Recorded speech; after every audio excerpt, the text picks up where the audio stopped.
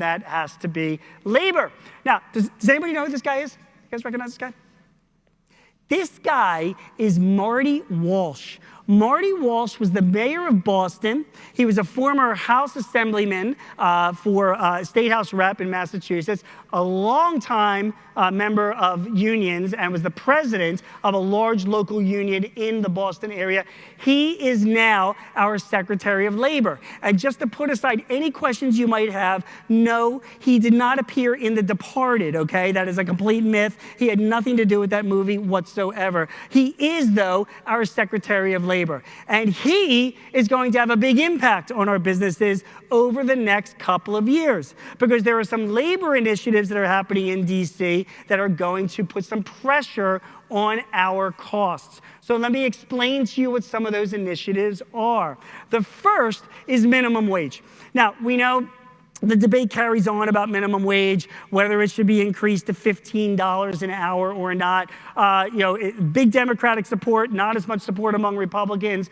Just last week, I interviewed Rand Paul about this. He's of the opinion that increasing minimum wage is not fair to business owners in Kentucky compared to the same business owner in Los Angeles. It's it should be more of a local issue. And in the same piece that I wrote, I interviewed Cory Booker, who says no, increasing the minimum wage will have a positive impact on wages for everybody across the country, and will help not only people have an affordable living, but also spend more money as consumers. The bottom line is that nobody knows. Nobody knows the right answer about minimum wages. I looked at 6 studies, all of them conflicting with each other, whether or not it contributes or doesn't contribute to job loss and increased wages overall for our employees. But that's of no concern to us. Here's what the concern is. There is a movement to increase the minimum wage. It is not going to see $15 an hour, but there is a lot of bipartisan appetite, depending on what else is included, to increase it to a level of about $11 to $12 an hour nationally. And I will come back here in 2 years to see if I am right,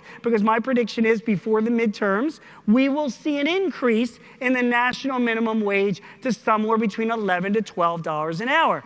Now, you might be from many of the states here that are already paying, have a minimum wage higher than that. Or maybe you're paying your people significantly more than that. But just be aware, if the minimum wage goes up nationally to $12 an hour, that puts an upward pressure on all wages, right?